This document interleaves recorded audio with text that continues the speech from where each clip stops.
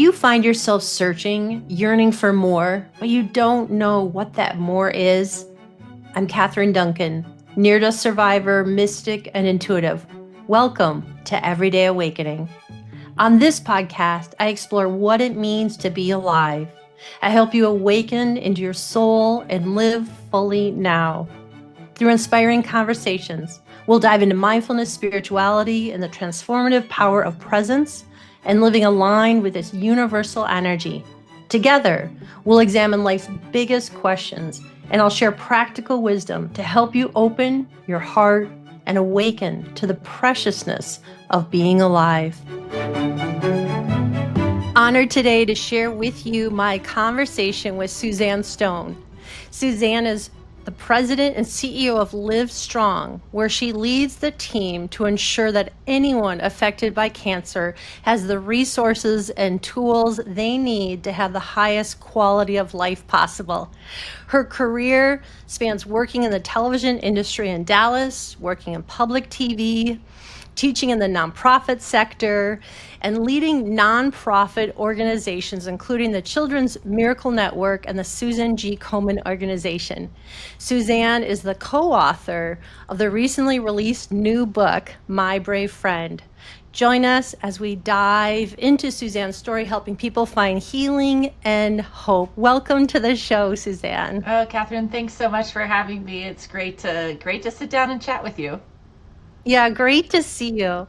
It was a delight to meet you through my brother John Owens this past year. We both had the same publisher and talking about marketing. And I just have to say, Livestrong has had a very special place in our family with my two brothers. For over 25 years, Lance Armstrong was a very important person, inspiring my brother Jim Owens, who died of a brain tumor. It's about 19 years now. Lance Armstrong, the foundation, helped my brother, him navigate clinical trials for 10 years. And Jim even biked with Lance across the United States to raise awareness with Lance, which was just incredible, cancer research. So meeting you right now, it feels like a full circle moment. You know, it's incredible when we think about the history of this organization and the impact that Livestrong has had on so many people's lives and continues to have. You know, just like you mentioned, this is something that impacted your life 25 years ago. And today we're continuing to do the same work. It is profound. Every time I see the wristband out in the wild, it is still a moment where I know that the work that we do connects people in a very unique way and gives people an opportunity to heal through that connection.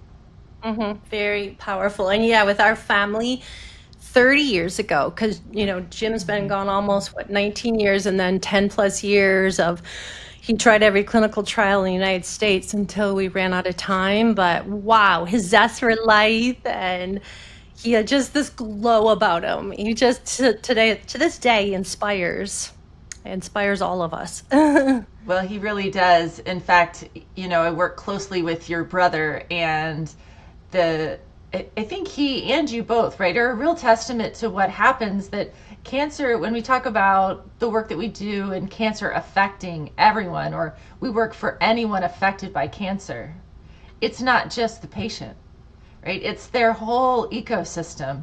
And you and John and your entire family and everybody that Jim touched as a part of that ecosystem that cancer really affected and truly changed their lives forever. Yeah, I agree with you. And congrats on your new book. Here's a copy. Thank you. Friend that I just read over the weekend. I thought we could dive in, and I wanted to ask you what inspired you to write this book? One of the things that we do here is we look for gaps in care, right? Where it's very entrepreneurial, always has been. See a need, fill a need. There's this great movie, Robots.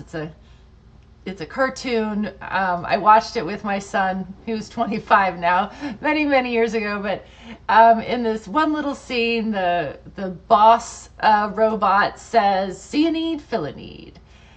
And I feel like that's exactly what's happening here. So about 6 years ago, 5 or 6 years ago, we ventured into the grant giving arena, and we've been giving grants formally and informally on and off throughout the foundation's history. You know, just like any organization, company, or business, you evolve, you shift, you change depending on what's happening in the world and what's happening in your organization. And so we started a program called Solutions Grants. I joined Livestrong in 2019. Shortly thereafter, we started this formal grant process and program. One of the organizations that applied for the grant was called HopeCam. They had this really unique entry into or intersection with childhood cancer. Thought the program was great. We funded the program. I'll share a little bit more there in a second, but we funded the program, and their program director and development director, Brett Fox, and I continued to stay in contact because we didn't fund every program. We had over 250 applicants, and I think that year we maybe funded 7. You know, like this is the competition was stiff, and we were really looking for innovative ways to impact communities affected by cancer. They do so in the childhood arena. Well, fast forward a couple years ago, she calls me and says, "Hey, I found a gap, and I'm wondering if you could help." So I was like, well, I kind of have a personal rule where I always try to say yes to as many meetings as I can, as my calendar will allow, because I think that's when you find the really good stuff, is when you hold a little bit of space for people, then you're not really sure what you could possibly be hearing or learning. So Brett and I got on our Zoom call, and she tells me that they've been looking for a resource for kiddos for ages kindergarten through 2nd grade that helps teachers and parents explain what cancer is and cancer isn't. And she said there just isn't anything out there. And I might have actually laughed out loud, because I was like, that's not possible. There's no way. That's not possible. Of course there is. She said, Suzanne, I'm telling you, trust me, we have looked. There was one book out there that they literally purchased every copy in existence of, because they're serving these kids in the classrooms, and so they're trying to find this resource for this age-appropriate resource for these kids and parents and teachers. And so she said, there's not one. So I want to write a book. I think we need to write a book. And I said, well, all right, let me do some research and I'll get back to you. So it took me maybe, 48 hours to go back to her and say, all right, see a need, fill a need, let's write a book. Oh, that's amazing. And what an important resource for kids, for families, like as you said, the whole eco-structure. We really know that when a child is diagnosed with cancer, really no matter their age, but when a child is diagnosed with cancer, their ecosystem completely unravels. Because especially in this age range, right? I call them super tinies. When you've got these super tinies, they have no understanding what's happening to their friend, what's happening to them, their parents. If they happen to have 2 parents, you've got maybe split duties now. One parent living in the hospital, the other parent living with potentially other kids or needing to continue to work. Does one parent lose their job? Like, there is all of these things that happen, not even to mention the fact of the isolation and the fear, everything that occurs when a child is diagnosed with cancer.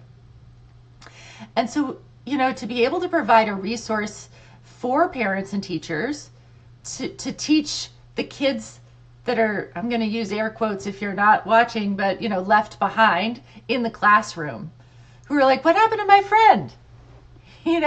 Where did he go? Why isn't she sitting next to me anymore? I don't understand. And to be able to provide proactively a tool for a teacher to just be able to pull right off the shelf, a parent to be able to say, oh, I know something that can help me have this conversation.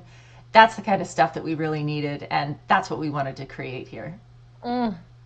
So can you tell me your book, My Brave Friend, the age range you're targeting, and give us a couple of sentences of the synopsis of the book? Sure. So we meet Noah and Emma.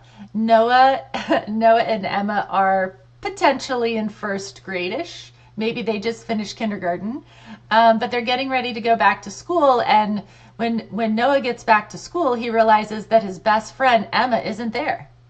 She's not at her desk, and he's confused by that. And so he asks his teacher, Mrs. Perez, "Hey, where the heck is Emma?"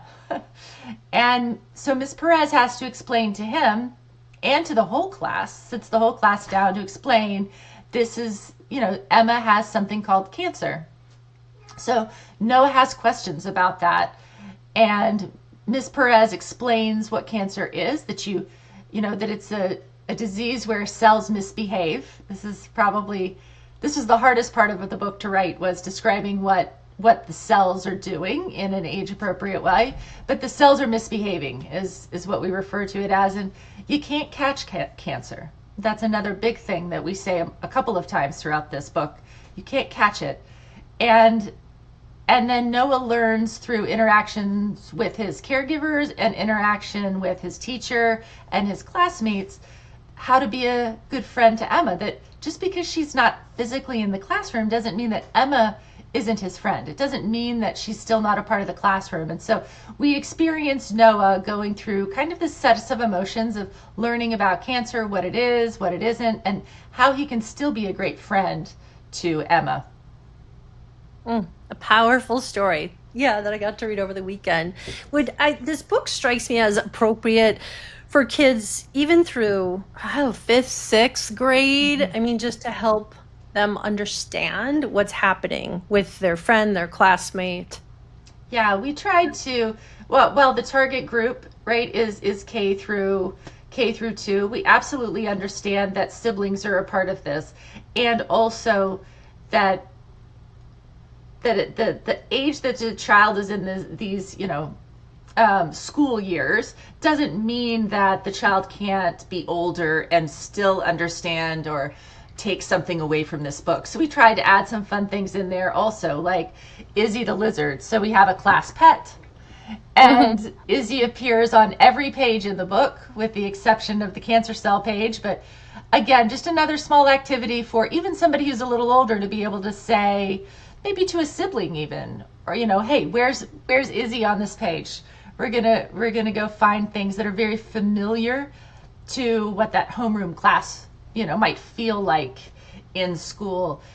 We also, in the back of the book, I tell people a lot of the times, I hope you start at the back before you read it to the kids in front of you. If you start in the back, we provided resources, more tools for adults, whoever that adult is, to be able to say, here's some other things, because we want you to be prepared when you read this book. It's, you've read it, it's an easy read, but we also know that kiddos, no matter what their age, are going to have questions. They have no filter, and they will ask the hardest ones. So absolutely. Yeah, we want to arm you with information because you're not going to be an expert on cancer, and you shouldn't be. I hope you're not. I hope you're not. And tell me about Hope Cam, because I saw that woven in your book, and that was really interesting. Yeah, so Hope Cam was founded over 20 years ago, and the founder of Hope Cam, his son had cancer as a child, and he recognized this missed connection between when a kid is absent from the classroom and suddenly becomes very isolated, right, in the hospital room or even at home when they can't go to class because of they can't be around other kids and what is often the petri dish of of school, so they can't physically go to school. So Hope Camp created this really amazing connection program. This was before Zoom, by the way. So you have to think of all of this in context of we didn't have this stuff. So Hope Camp comes in and connects the classroom via technology to the child who's in the hospital room or at home. They provide them devices. So the Chromebooks, I think, are what they use. They're using the Chromebooks, not only, again, providing the child and the family with one, but also the classroom, again, pre-COVID, pre-Zoom. And also, to go as far as providing Wi-Fi for the family, because the assumption also cannot be that the family has Wi-Fi. And so the program essentially says, hey, it's story time. teacher can pop open the Chromebook, and Emma, who's at the hospital, gets to enjoy story time with her classmates. And the classmates get to see her and realize, hey, look, my friend's still right there. And she's okay, and we can still be friends to her. And really, the intention of HOCAM is to mitigate that isolation and keep people connected to those kids as they go through this really challenging time. That's part of the book that really touched me. The Hope Cam, how that was set up, and how still Emma could feel part of this community. It was just stunning, beautiful, and it's real. It's It's real world. it is real world, and the I think the final part of what they do is that it helps those children who have become isolated reintegrate much more easily back into the classroom. So when you have them, at the end of the book, Emma comes back to school. Spoiler alert, right? Emma comes back to school, and while she looks different, we wanted to make sure that Noah conveys and the kids understand that Emma is my friend no matter what. Oh, She that's hasn't changed. powerful. Yeah, Yeah. very powerful. Just Emma's seen. Emma's still seen amidst what was happening. Really powerful. And I'll share, as a childhood cancer survivor of over 50 years. Wow, reading this story, I think back in the 70s when I went through what I did and spent a lot of time in the hospital, and then I was home a few days every week by myself.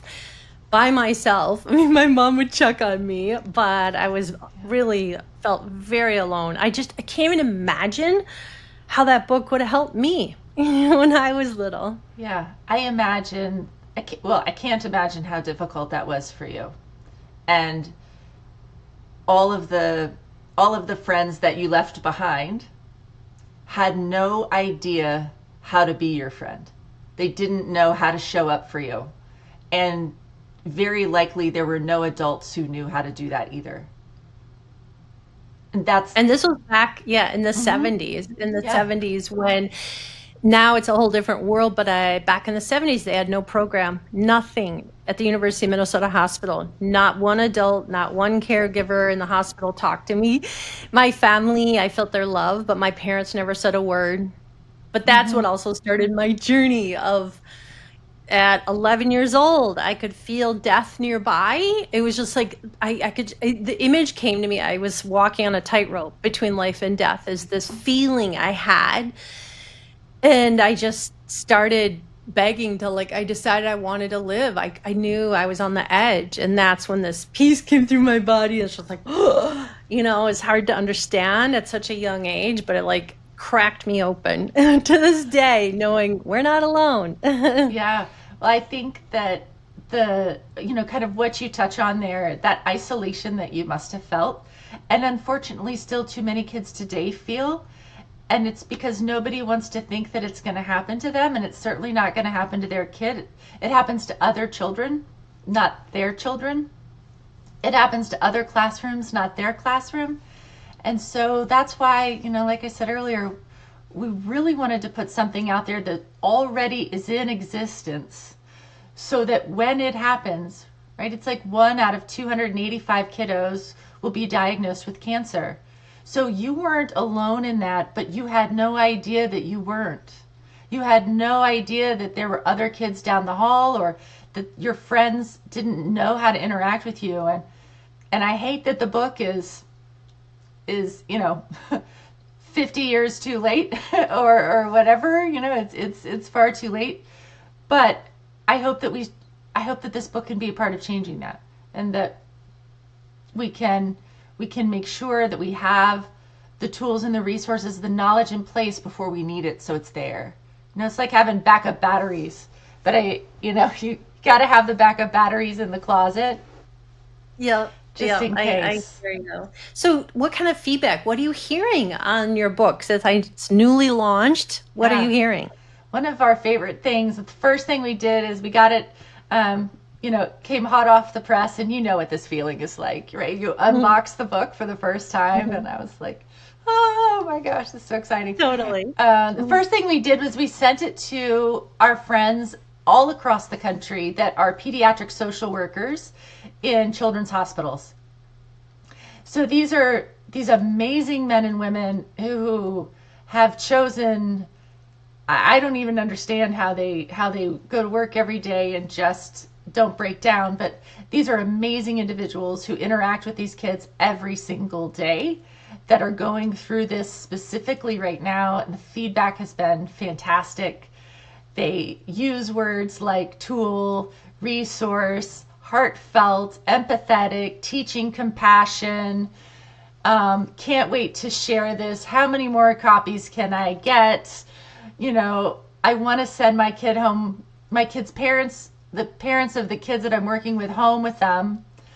That's It's been great feedback. We've had some great feedback from schools as well. Superintendent of school who personally bought a copy for every elementary school library in his school district. Because it's that important. It's that important. So the feedback has been great, phenomenal. It's the second part we publish, and then Amazon says, okay, you can you're up. It's your turn on Amazon and Barnes and Noble, and so it's been very exciting to get it in the hands of so many more people. Mm. Well, bless you for writing this book. It's such an important resource for people across in the world. Thank you. Yeah. I wanted to ask you, in the work that you do with Livestrong, some people identify as a cancer survivor, some do not. I think back at Brother Jim, who has passed away from a brain tumor, but that was important to him. I mean, he used that language. For me, I never did. But what's your opinion on that? I mean, you must hear this in your role at Livestrong. Absolutely. I hear it all the time. So this is what I share. When we meaning Livestrong, when we talk about somebody as being a survivor, that is our definition. And that informs our work. But it is not ever meant to define how somebody else feels. So we define a survivor as somebody from the moment of diagnosis. If your diagnosis is at 2:00 on a Tuesday, at 2:01 we define you as a survivor for our purposes. How you define survivorship for you and whatever label you want to put on your journey, that's up to you. And there are dozens and dozens of, as you know, definitions, and people like to put their own label on the thing that they've gone through. But Livestrong does not pretend to or want to define who you are. And so that definition is for us, and so that when everybody hears it, hopefully they're clear as to, I'm not saying you're a survivor, I'm saying we define you as one simply for our purposes, so that we can say this is who we serve. The external world wants to know who we serve. We serve anybody affected by cancer, and we define a survivor as the moment of diagnosis for the rest of your natural life, however long that might be. Thank you for explaining that. That's really helpful. I've never had anyone explain that to me, so that's very helpful to hear. And for my brother, Jim, Lance, the foundation meant everything to him. I mean, he found so much inspiration through his 10 years of dealing with having cancer. In fact, my memory is Lance called him, and Lance was the last person he ever spoke to. Wow. Right before he died. Wow. Yeah. It's really powerful. And it really goes back to that connection piece. Today we think about every decision that we make, every program we're working on, every project we take on. It begins with the focus that no one faces cancer alone. Yep, the community. So important. So I want to ask you, what inspired you to join Livestrong? I mean, you obviously have a passion for nonprofits, but what was it about joining Livestrong? So I've worked as you know, kind of noted in the beginning, and anybody who is crazy enough to read the LinkedIn profile or whatever, you can see that I've done a few things over my lifetime. And really, as I've come to this, I call it the back half of life, right? I've finally gotten to this point in life where, you know, we get back here and we understand so much more than we did in our 20s and 30s. So grateful to have this opportunity to be here, to do that. And I learned a lot along the way. And probably about 15 years ago is when I really started to understand for myself truly what I believe my life's work is, and what my purpose is, and why the things that not just make me tick, you know, but the thing that really brings me joy. For me, that's having impact on others at scale. So when I was working at CASA or Children's Miracle Network, or Susan G. Komen, Lake Travis Education Foundation, and the public access television stations, any of that nonprofit work that I was doing, what really attracted me to those places, and as I kind of moved along the journey, was to say, it's not as important to me, not that it ever was, but I'm sure at some point, right? It didn't matter to me that my name was attached to the work I was doing.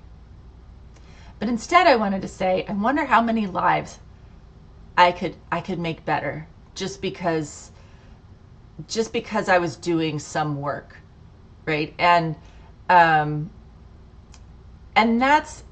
something that I could go on forever on. I call it my starfishing principle, but that's why I wear my starfish. For me, it's about saying, I'm not just going to stand at the beach and pick up one starfish at a time and toss it in. And while it does make a difference to that one, I am looking for opportunities to leave the starfish on the beach, actually, and go back to town and find everybody who is just as passionate as I am about those starfish, bringing them all to the beach, getting them all off the beach, saving them all, and figuring out why they got there in the first place and making sure it never happens again. And that to me is impact at scale. And so when I had the opportunity to join Livestrong in 2019, I'm not a CEO then, I couldn't think of a more impactful organization, and the opportunity to come in and walk alongside people who just need help and say, how can we make sure that everybody who needs a resource finds the right one? And so to me, that's what Livestrong really represents. It's impact at scale for me, and I see it happen in the work that we do every single day. Your comment you just shared touches my heart. So inspiring. Your comment, how many lives can I make better? Yeah. There's a great Wow. quote. There's a great quote that is attributed to several different people along, the older a quote becomes, the more muddied I think it is. But the quote says something to the effect of, the goal in life should be to plant a tree under whose shade, the shade of which I will never sit. And so I truly want to go through life and plant shade trees. How many can we plant? And I feel like if we all were planting shade trees, the world might be a little bit better off. So I hope the place is a little bit better than when I got here. That's just stunning. Beautiful. And it's really about helping others. It's not about you. It's not about me. It's about how can we help another person. Yeah. I think that's I don't know, I think it's the key, I completely agree. At least it is for me, because like the book, for example, the book is a great expression, like the one that you wrote. If one person reads it and it has an impact on that one person, then the work that you did wasn't for naught. It doesn't have to be a bestseller, and it doesn't need to be on the cover of the New York Times bestseller list, because that's not the goal. In fact, we had this discussion internally about what we were going to do, right, from a marketing perspective. You're launching this book, you have all these tools, what do you do, how do we get on the bestseller list? And And eventually we just kind of all came to the fact, I said, it doesn't have to be on the bestseller list. I don't need to beat the algorithm on this one. What we need to do is get it in the hands of as many people as we possibly can. That's the goal. Yep. Amen. I'm right there with you. And with my book that launched now 2 years ago, Everyday Amazing. Awakening, my prayer is it's growing and growing and growing, but my prayer every day is, can it be a healing balm for every single person, even if they just see it or see the word or see the cover, can a healing and opening come into them, opening their heart, opening their soul. Yeah, I think that's the goal, right? Is to impact others in a very positive way. Yep, I completely agree. So when you connected with Livestrong, did you connect with Lance or the foundation? Or how did that come about? I'm curious to ask you. Sure. So I moved to Austin about a decade ago and took a job. I had left. I was working at Children's Miracle Network hospitals and left that job to move to Austin. Worked for an education foundation. Left that job to become executive director of Susan G. Komen of Austin, and then what eventually we grew it to is Greater Central and East Texas, which I call, if you know Texas at all, I just call it the East Coast, the Central and East Coast of Texas. And along the way, because breast cancer obviously is the focus of that organization, I met the CEO at the time, Greg Lee, and I not only do I like to say no or say yes to the meetings, I can be a little bit like, I'm going to throw rocks until I get to talk to the people who are also doing similar work and they say yes. So finally, I don't remember how many rocks I had to throw, and I doubt very many, but Greg and I met, of course, along the way because he was doing the same cancer work in Austin as I was doing. So we had that physical proximity of intersecting with one another, and convinced him to have lunch with me about every quarter or so. And he called me one day and said, I don't know if you'd consider this, but I want to talk to you about joining the team.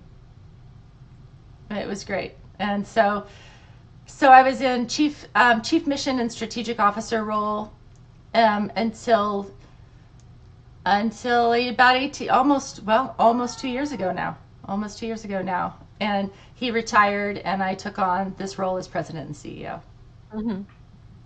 I like the visual of the throwing little pebbles, little rocks to just start to try to make connections.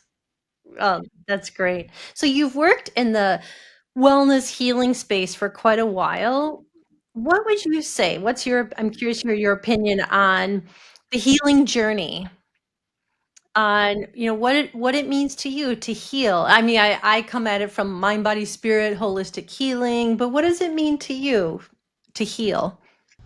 What I've witnessed most often is that everybody has kind of a different way of healing, but most people take action as part of their healing journey. So you wrote a book, right? Some people run a marathon. John raises money in his brother's name. People start nonprofits. There are all sorts of things that happen when grief occurs, and healing is a necessity of life. So what I think healing is for me is finding the action that you have to take for yourself that allows you to walk through this emotional journey that you need to go through of grief and trauma. Because it doesn't really matter what the trauma is or the grief is around or what you're healing from, or you're not really healing from something. I guess I think of it as like healing through. I like that, healing through. Yep. So you survived cancer as a child, but it still profoundly informs your today. So you don't heal from that. And it's a through thread in your life, and you've continued to heal by taking action, by writing the book, by connecting with others, by improving others' lives. So for me, a healing journey means finding the thing that's in your life that you can take a small bit of control of, because trauma means you lost it, probably, or you never had it to begin with, and now you have to figure out how to wrap Mhm. your head around it. And you say, I have to figure out how my life is now different because of this thing that occurred, either to me or to somebody that I loved. And I'm going to get through this part. I'm going to heal by taking some action. I'm going to go volunteer. I'm going to go start a foundation. I'm going to raise money. I'm going to run a race. I'm going to write a book. To me, that's when we see healing, is when we see people in our lives starting to take action. The people that I worry most about are the ones who don't, that kind of get stuck. But I think my counselor says forward. That's my word of the year, is forward. So just have to always be moving forward. Thank you for sharing that. I like the comments of taking action, healing through whatever you're dealing with. And people do get stuck. They do. And it takes, gosh, strength and courage to keep opening, to decide to look inward, to decide to heal. Maybe you're stuck for a little bit, but then you're like, okay, what can I do? How do I want to live my life? These are deep self-reflective questions. These are questions I work with people in my private practice with every day, every week. Yeah. And it takes, again, strength and courage and a choice. I'll share, this is just coming to me to share with, brother Jim. When he was diagnosed, he was training for, I think it was an Ironman. He was this huge athlete, and he had a seizure. He was in the hospital, and then soon after he was diagnosed with a brain tumor, which we discovered was really inoperable. And of course, it was shocking, stunning to all of us. And then for me, having lived through having cancer as a child, it was just like I felt like I almost couldn't breathe. And to heal and learn to keep healing with Jim, one part that I look back now and I see, it gave me a lot of fire and energy to just dive into how do we heal physically, emotionally, spiritually. So 30 years ago is when I just jumped on the bandwagon of reading everything I could and studying everything and learning all the components of how do we heal our soul? How do we heal? Yeah.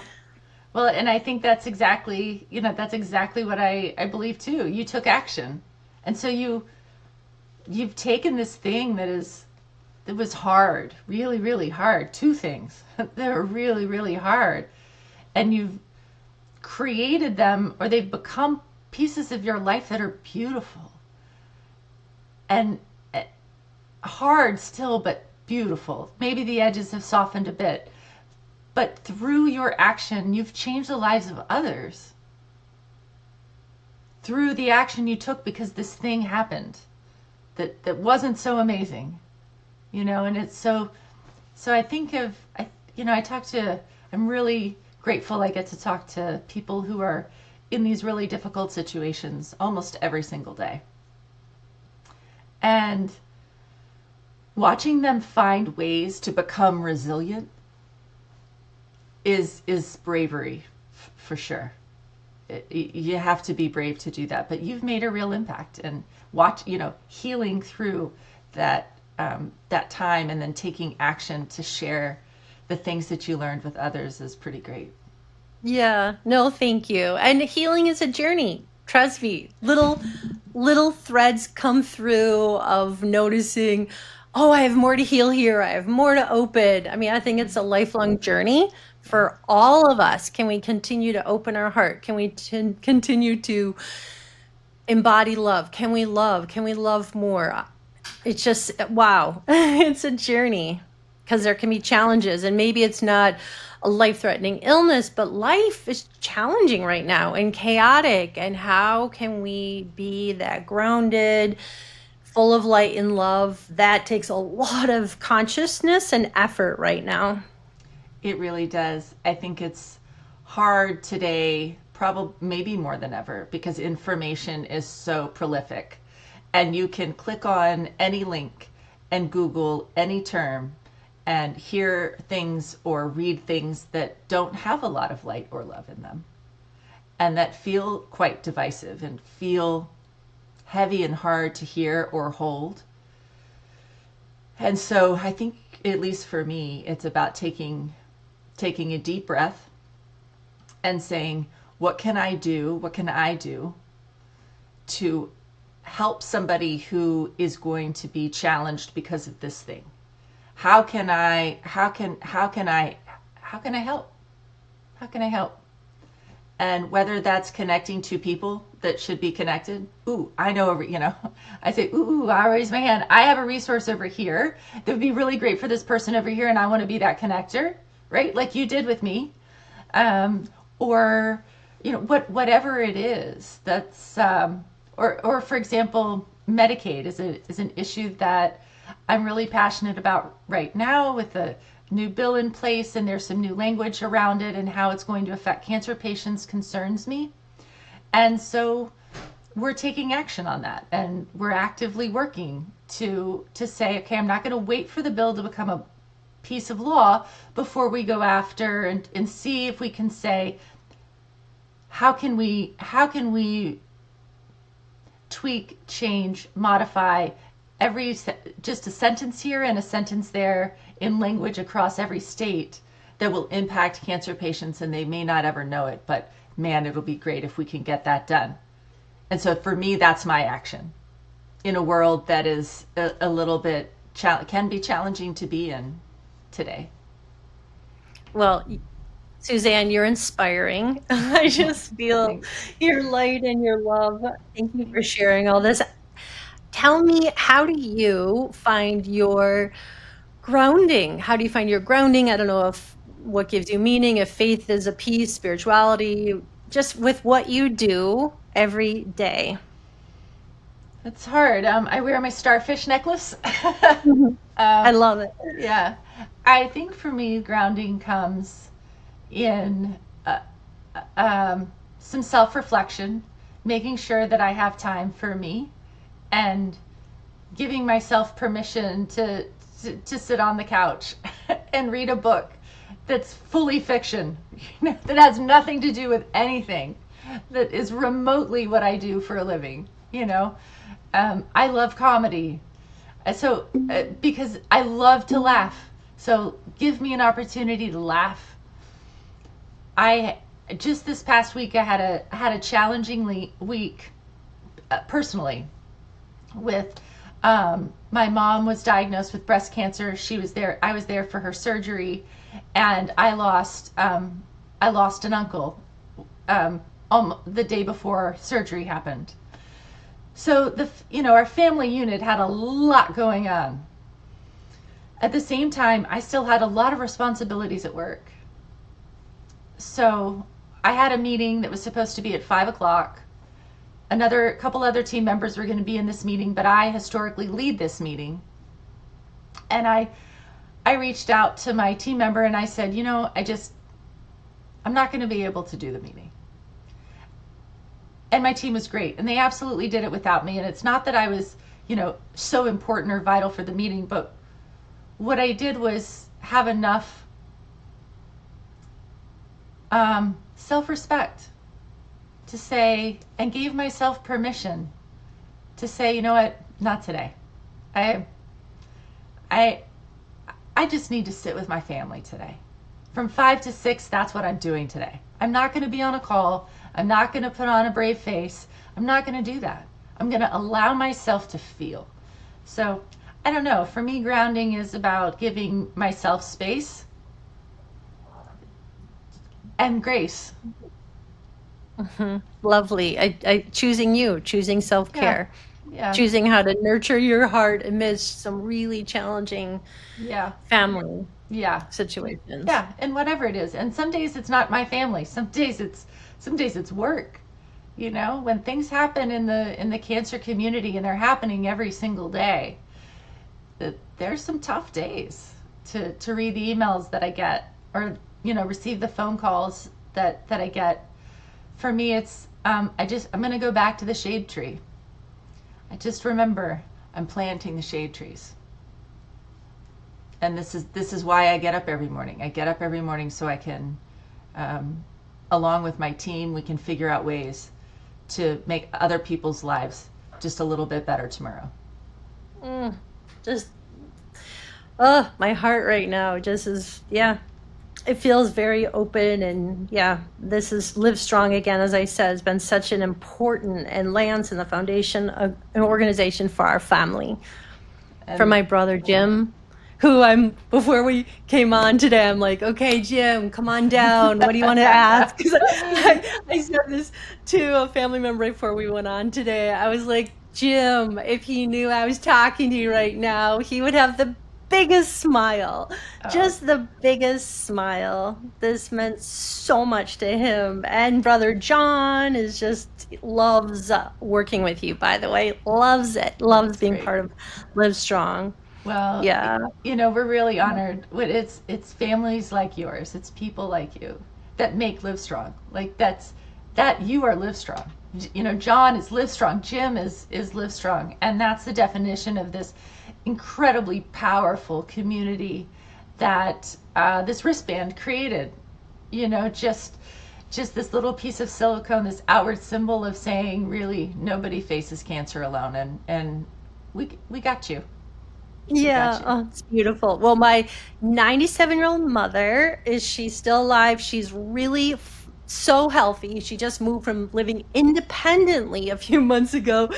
She wears Live Strong bracelet Uh, every day. I oh, mean, it's really lovely. that means so much. It means so much. Like I said, I love to see the wristband in the wild, and I do. We still sell like 30,000 of them every year. It's amazing, and it's this outward symbol of people saying you don't have to be by yourself. I got you. I've been through something similar to you, and if you ever have the unfortunate pleasure of running into me in the airport while you're wearing one, I promise you're going to have to meet me. Yeah. I've met a few people that way, so yeah. Yeah. Oh, yeah. Love to meet you. It's such a delight talking to you. I just feel like a full circle moment getting to speak with you, with Yeah. our family history. And I end my podcast by asking my guests what they think awakening means. I mean, I wrote a book on awakening and what does it mean to be alive. I just thought I'd end today by asking you, what does awakening mean to you? Awakening means to me knowing where you want to be at the end and spending every day getting there. And I remember, we all grow up and you're a kid and even into young adulthood, and people are asking, what do you want to be when you grow up? What do you want to be when you grow up? And I don't think that any of us ever say the thing that we become, you know. Um, by the time we get to this back half, I'm 55, and we've lost so many along the way who didn't get to be here. I think, gosh, where do I want to be? Where do I want to be on that last day? Not just physically, but emotionally. Where do I want to be? And when I was able to come to that, and at least for me, really understand what I wanted to be when I grew up, that to me is awakening, because then you can truly spend, and what I plan on doing is just spending the rest of my time that I'm gifted with here doing that thing, and being purposeful with every decision I make, everything that I do. Mm, thank you. It's just beautiful, inspiring, and I agree with you. I mean, to be alive is a gift. It's a gift. Yep. It's a gift, and we've all lost. I think it's one thing when people older than us, you know, pass. It's one thing when you have somebody who is, 100, or who's lived the full life go. But I think as you age, and we've all done this, right? And you've lost your brother, but we've lost friends, and I've lost cousins, and I've lost my best friend, and we've lost, you know, that's when you start to realize that every day isn't a given. And, you know, My brother-in-law went to sleep. He didn't know that was the last time that was happening. My best friend thought she had a cold. She didn't. You just don't know. And that is, I think, when we can wake up and see that and not be afraid of it, right? Not be afraid of mortality, but instead embrace the mortality piece and say, okay, it's time to live. It's time to say, what do I want to be when I grow up, and actually go be it. Go do the thing. Go do the thing. We're only given so much time, We're only given this much time. Yeah, I agree. And open into the preciousness of being alive. And it's right now, right this moment. It's not when we're in our mind. It's here now. It is. It's right now. And so, part of my exercise of being awake is this year, I can't take credit for it. I heard it somewhere else. I read it someplace else, but this gentleman said, I have challenged myself to do something new do something I've never done before every month. So in 2026, I started with a polar bear plunge on New Year's Day and committed myself to doing something I'd never done every month. Well, I am far exceeding the one time. That's for sure. From learning how to shoot a bow and arrow, to drive a camper van, to operate a telescope, do pottery on a wheel. I can keep going for a long time, but all of those things have changed the way I think. They've given me experiences I didn't know that I even needed to have, much less wanted to have. But the joy that happens when you fully live, that's something really special. Mm-hmm. That's life. That's why we're here. Mm-hmm. That's exactly right. Exactly right. Yeah. Well, thank you so much for coming on. Tell our audience, how can they find your book, find you? Yeah, so easiest way to find us is just livestrong.org. Type in Livestrong in any search bar or chat or Claude or whatever you're using to scroll the information web, and you can find Livestrong. You can go to Amazon and find My Brave Friend. It's also for sale on our website as well. So if you navigate to livestrong.org, you'll find it there. And if you're just really lost or you want to connect, I hope you'll find me on LinkedIn. So that's where I exist personally and professionally, up there. And there's a bunch of links up there on ways to get in touch with me or to buy the book. Well, you've touched my heart. You've inspired me even more. Thank you. Just a delight to meet you, and we'll stay connected. Absolutely, Catherine. Thank you so much for everything you did to help make My Brave Friend a reality. I really, really appreciate it. Thank you so much. Yeah, thank you. Thank you so much for joining Everyday Awakening. Let's keep the conversation going online. You can follow me on Instagram at Catherine Duncan, MABCC. And to keep up to date on the show, subscribe on iTunes and leave a review. I'd love to hear from you.